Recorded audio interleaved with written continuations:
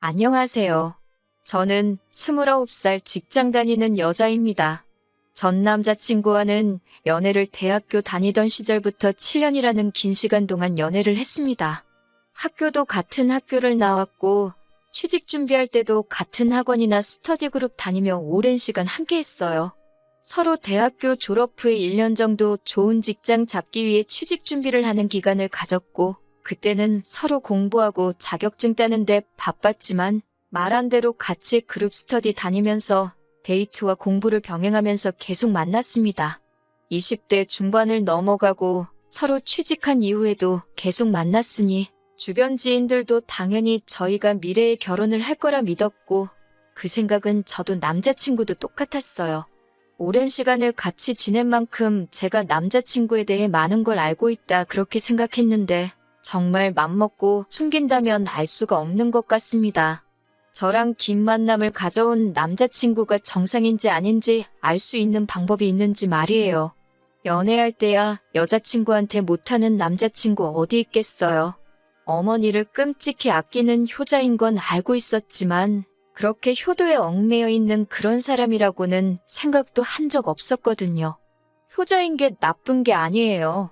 저도 제 스스로 저를 효녀라고 칭하니 조금 부끄럽기는 하지만 부모한테 잘하기 싫은 자식도 세상에 어디 있겠어요? 둘 다 홀어머니 밑에서 자라왔고 취직 후에 각자 어머니에게 생활비주로 돈 보내고 있습니다. 그동안은 연애만 하고 있었지만 서로 나이도 있고 주변 사람들이 저희들에게 너네 결혼은 언제 할 예정이냐는 질문을 하도 많이 받다 보니 자연스럽게 우리 둘 사이에서도 슬슬 결혼 이야기가 오가기 시작했어요. 서로에 대해서 속속들이 알고 있었기 때문에 모아둔 돈이 얼마 있네 이런 이야기는 하지 않았습니다. 그런데 남자친구가 어느 날 갑자기 결혼에 대해 이야기하면서 저한테 딱 하나만 들어달라는 부탁을 해왔습니다. 자기가 집도 해오고 다 해온다고 혼수나 예단 이런 것도 다 필요 없답니다. 단 하나, 자기 어머니를 모시고 사는 것. 이거 하나뿐이라고 하더라고요. 너무 당당하게 그 정도는 쉽지 않겠냐고 물어보길래 어이가 없었어요.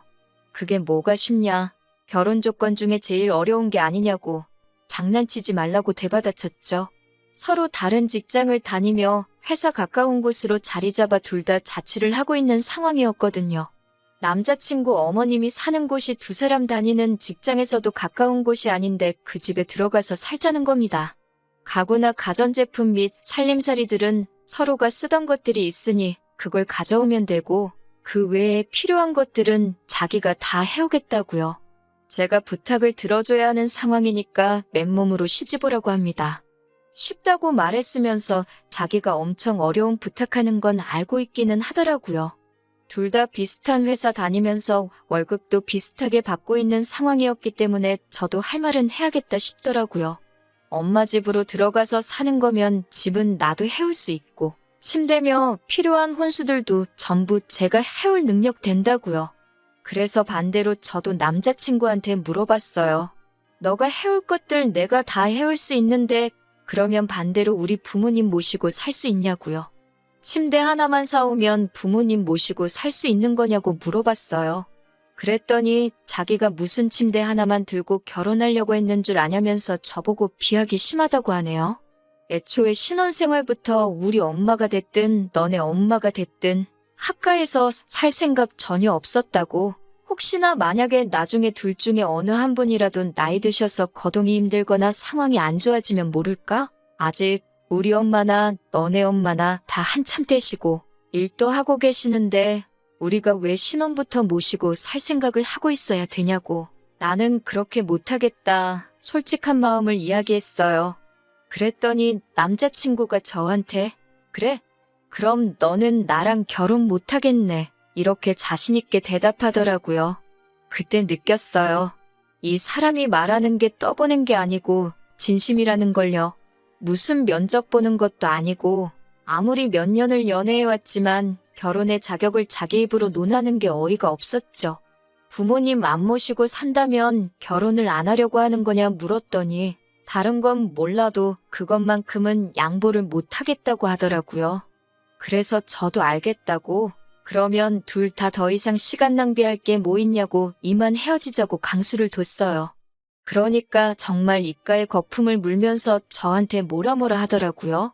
저보고 이상한 억지 부리지 말라면서 말입니다. 너네 집이 엄청난 부자라면 모를까? 일반적으로 보면 대한민국에서 처가살이하는 남자보단 남자 쪽 부모님 모시고 사는 비율이 더 높다고. 그만큼 부모에 대한 봉양 의무는 남자한테 있는 거나 마찬가지라고. 이제 막 군대 전역해서 대학생활 다시 시작한 제 남동생까지 들먹이면서 너네 부모님은 나중에 제 동생이 모시면 되는 거 아니냐고 하더라고요. 우리가 만나온 게 벌써 몇 년째인데 너가 이런 사람인 줄 진작에 알았다면 애초에 저랑 그렇게 길게 만나지도 않았을 거라고. 자기가 사람 보는 눈이 없어서 시간 낭비했다는 식으로 말을 하더라고요. 저도 남자친구한테 나도 너가 그런 생각 가지고 있는 사람인 줄 몰랐다고. 피차 시간 낭비한 건 너나 나나 똑같은데 뭘 그렇게 손해본 것처럼 말하느냐 대판 싸웠어요.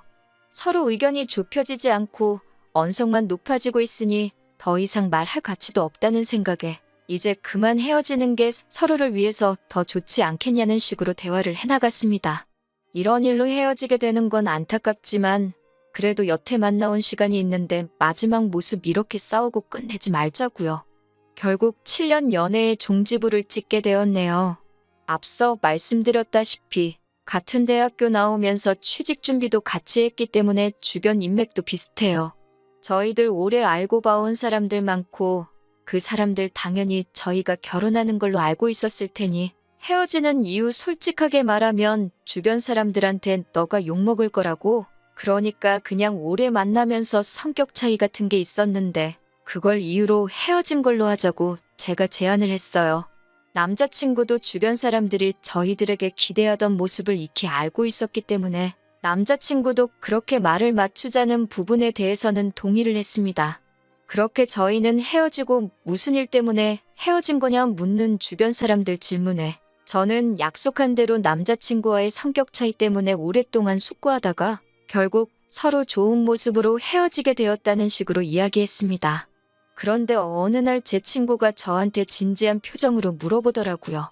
너네 헤어진 이유가 성격 차이 때문이 아니라 너가 양보를 안 해서 헤어진 거라며? 라고 말입니다.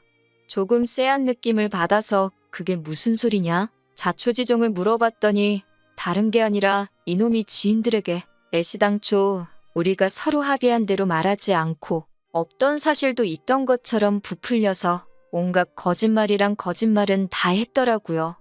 아주 저를 저만 아는 이기적이고 못된 여자로 만들어놨어요. 듣자 하니 남자친구가 부모님을 모시고 사는 건 어떻겠냐고 지나가는 말로 떠보듯이 이야기한 거랍니다. 그런데 제가 온갖 욕이란 욕은 다 하면서 헤어지자고 했다고 하더라고요. 제가 시집갈 때 모아놓은 돈은 다 우리 엄마 드리고 저는 몸만 올 거라고 했다고까지 하네요. 그래서 자기가 집도 다 해오고 혼수까지 다 해오기로 했는데 혼자서 그걸 다 하려면 조금 모자라서 자기 엄마 집을 팔아 자금을 만들어서 학가를 하는 방법이 생각나 그건 어떨까 하는 생각에 지나가는 말로 떠보듯이 물어본 건데 제가 양보는 하나도 안 해주고 시엄마를 어떻게 모시고 사냐 하면서 그건 죽어도 하기 싫다고 했다고. 그래서 저를 다시 보게 되었고 결혼 상대로 삼을 사람은 못 되는 것 같다며 그래서 자기가 먼저 저한테 헤어지자고 했다네요. 심지어 저는 여태 모은 돈을 결혼하면 엄마에게 준다고 했다더군요. 그러고 나서 얼마 뒤에는 또 제가 혼수 정도는 해올 테니 다시 만나달라고까지 남자친구한테 매달렸답니다. 그런데도 혼수해오는 조건으로 시어머니 모시고 살지 않는 걸 조건으로 걸었다고 하네요. 저를 7년이나 사귀었지만 그런 사람인 줄 몰랐다고. 그래서 고민도 하지 않고 저를 차버렸다고요. 그 뒤로도 자기는 마음이 안 좋아서 맨날 술로 하루하루 보내고 하는데 저는 벌써부터 다른 남자 만나러 다니고 잘 지내는 것 같다고. 그게 자기는 너무 힘들다면서 지인들한테 술 한잔 사달라고 돌아가면서 불러놓고 똑같은 이야기를 했다네요. 그중에서도 저를 떠본 거였다는 말이 제일 어이가 없어서 그게 날 떠보려고 스쳐가는 말로 한 거였다고 물어보니 그 친구가 제게 하는 말이 제가 남자친구에게 집이며 혼수까지 자기 혼자 부담시켜 놓길래 혹시나 싶은 마음에 제가 결혼을 해도 될 만한 여자인지 아닌지 테스트를 해보려고 학가 이야기를 꺼내 저를 떠본 거라고 했다고 말을 했다고 합니다. 그러니 사람들은 제가 남자친구랑 7년 연애하면서 남자친구가 모아놓은 돈 노리고 제 돈 한 푼도 안 쓰고 결혼까지 하려고 하는 날강도에다가 혼자 계신 시어머니 모시고 살 거면 결혼 안 한다고 땡깡 부리는 그런 생각 없는 나쁜 여자로 만들어 놓은 거죠. 주변 지인들에게 제 평판이 떨어질 대로 떨어진 상황에 제가 이걸 그냥 넘어갈 수는 없었습니다. 이 사람들이 제 인생의 얼마나 큰 부분인지는 모르겠지만 저만 천하의 나쁜 사람이 돼버릴 수는 없었어요. 그래서 참고 또 참다가 얼마 전에 나를 잡아서 남자친구한테 전화를 걸었습니다. 전화를 받자마자 너 사람들한테 왜 거짓말을 하고 다니냐고, 부모 모시고 살지 않으면 나랑 결혼은 못하겠네? 이딴 식으로 먼저 말한 건 너였고, 그래서 내가 헤어지자고 한 거고, 성격 차이로 헤어졌다 말하기로 해놓고 어떻게 주변 사람들한테 그렇게 말을 전하고 다닐 수가 있냐고 따졌습니다. 남자친구는 너가 양보 못한다고 한 거는 맞지 않냐고 적반하장으로 나오더라고요. 하도 남들에게 거짓말을 하고 다녀서 그걸 진짜라고 혼자 믿고 있는 거 아니냐고, 그리고 내가 언제 맨몸으로 시집 간다고 했냐고, 그것도 너가 너네 엄마 모시고 사는 조건이랍시고 먼저 말 꺼낸 거 아니냐고 따졌죠. 서로 시간 낭비하지 말자고 좋게 헤어지자고 해서 서로 동의해놓고 뒤로는 어떻게 내 호박씨를 까고 다닐 수 있느냐고 했죠. 그러니까 전화기 너머로 소리를 고래고래 지르면서 그게 어딜 봐서 좋게 헤어진 거냐 따지더군요. 너가 효심이라고는 눈꼽만치도 없는 사람이었다는 것만 해도 자기한테는 충격적이었다고, 만약에 진짜 우리가 결혼을 했어도 자기 엄마한테 엄청 못했을 거라며 땡깡을 부리더군요. 웃기는 소리 좀 하지 말라고. 그리고 그렇게 엄마 걱정하는 효자면 지금은 왜 따로 나와서 자취를 하고 있는 거냐고. 진작부터 엄마 집에서 살면서 효도하고 살았으면 모를까? 왜 꼭 결혼을 하고 나서야 엄마랑 같이 살려고 하는 거냐고 따졌습니다.